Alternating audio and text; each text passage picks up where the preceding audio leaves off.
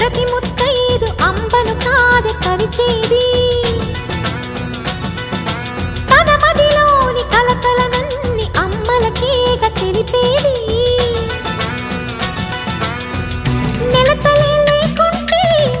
దేవుడికి నెలవేది భక్తులే రాకుంటే గుడికి ఇక వెలుగేది దయతోటి కుంకుమ పూలు అక్షింతలు